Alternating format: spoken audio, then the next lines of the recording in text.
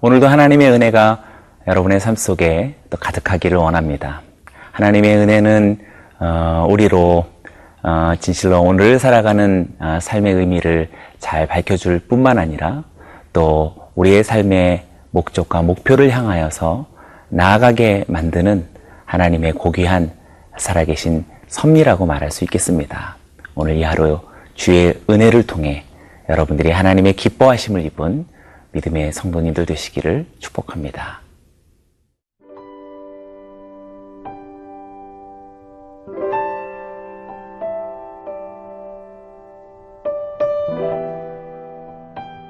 고린도후서 6장 1절에서 10절 말씀입니다.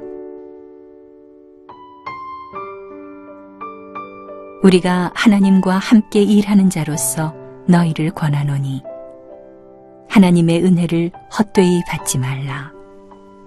이르시되 내가 은혜 베풀 때에 너에게 듣고 구원의 날에 너를 도왔다 하셨으니 보라 지금은 은혜 받을 만한 때요 보라 지금은 구원의 날이로다. 우리가 이 직분이 비방을 받지 않게 하려고 무엇에든지 아무에게도 거리끼지 않게 하고 오직 모든 일에 하나님의 일꾼으로 자천하여 많이 견디는 것과 환난과 궁핍과 고난과 매맞음과 갇힘과 난동과 수고로움과 자지 못함과 먹지 못함 가운데서도 깨끗함과 지식과 오래 참음과 자비함과 성령의 감화와 거짓이 없는 사랑과 진리의 말씀과 하나님의 능력으로 의의 무기를 좌우에 가지고 영광과 욕됨으로 그러했으며 악한 이름과 아름다운 이름으로 그러했느니라. 우리는 속이는 자 같으나 참되고 무명한 자 같으나 유명한 자요 죽은 자 같으나 보라 우리가 살아있고 징계를 받는 자 같으나 죽임을 당하지 아니하고 근심하는 자 같으나 항상 기뻐하고 가난한 자 같으나 많은 사람을 부요하게 하고 아무것도 없는 자 같으나 모든 것을 가진 자로다. 하나님의 은혜는 우리의 어떤 어려움과 곤궁 또 시련과 또 고난에서 우리를 건져내시는 그러한 의미에만 국한하지 않을 것입니다. 하나님의 은혜는 보다도 능동적이고 또 역동적인 어떤 삶의 목표를 향해 나아가게 하는 놀라운 하나님의 섭리라고 말할 수 있습니다. 그래서 우리는 늘 하나님의 은혜를 공급받습니다. 하나님의 은혜를 체험합니다. 그리고 그 하나님의 은혜는 어느덧 우리의 삶의 여정을 하나님이 기뻐하시는 사명의 길로 나아가게 하는 것이지요. 1절의 말씀을 보면 바로 우리가 그것을 발견하게 됩니다. 우리가 하나님과 함께 일하는 자로서 너희를 권하노니 하나님의 은혜를 헛되이 받지 말라.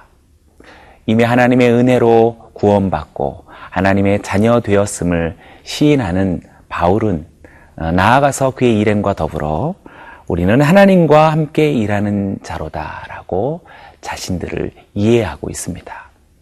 자신이 누구인지, 자신이 무엇을 하고 있는지를 깨닫고 있고 해석하고 있다는 사실은 너무나도 중요한 삶의 요소가 될 것입니다. 사랑하는 여러분, 여러분들은 지금 무엇을 하고 계시며 어디로 가고 계십니까?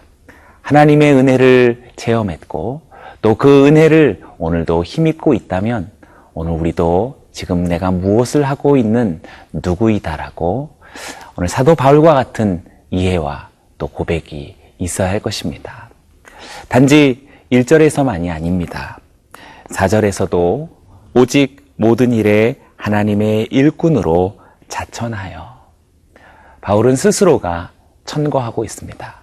자기 자신을 스스로 그렇게 하나님의 일꾼이라고 그렇게 고백하고 선언하고 있습니다.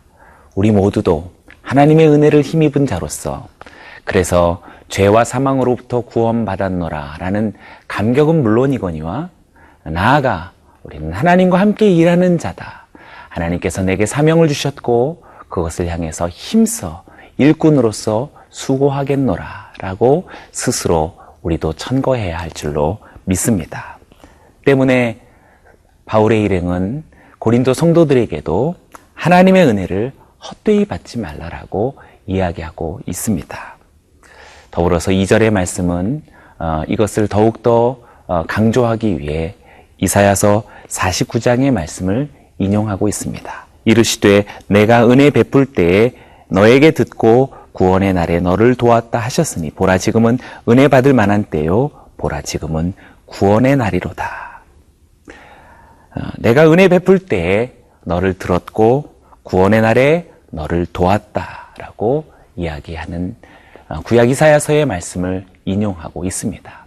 하나님의 은혜는 우리를 구원하실 뿐만 아니라 이제 놀라운 하나님의 언약을 기억하시고 이스라엘의 포로되어졌던 과거를 돌이키시사 하나님의 백성으로 다시 되돌릴 것임을 하나님께서 각오하시고 다짐하시는 내용을 이야기하고 있습니다.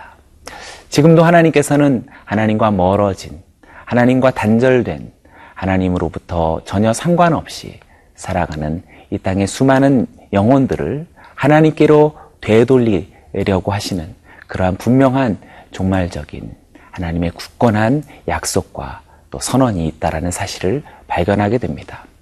하나님의 은혜를 받은 바울의 일행은 이 하나님의 다짐과 이 언약을 그들의 생애에 걸쳐서 전파하고 그것을 이루고자 하는 그러한 사명을 가진 하나님의 일꾼 되었다라는 사실을 발견하게 됩니다. 그래서 3절과 같이 우리가 이 직분이 비방을 받지 않게 하려 하노라 라는 고백을 우리는 발견하게 됩니다. 이 직분이라고 말한 것은 이미 고린도후서에서 언급한 화목하게 하는 직분이었습니다. 하나님과 화목하게 하는 직분을 감당하려는 바울 사도의 삶의 목표를 우리는 발견하게 됩니다. 은혜를 받은 자는 구원을 받았을 뿐만 아니라 이내 하나님과 함께 일하는 자가 되었고 하나님의 일꾼이 되어서 하나님과 전혀 상관없이 살아가는, 그리고 하나님으로부터 멀어져 가는 그러한 사람들을 다시 하나님과 화목하게 하는 그런 사명, 직분을 받은 자임을 깨닫게 됩니다. 오늘 이 방송을 청취하시는 여러분들도 하나님의 은혜를 받은 이들이요, 하나님의 일꾼 되어져서 하나님과 화목하게 하라라는 직분을 수행할 수 있는 놀라운 회복이 여러분에게 있기를 축복합니다.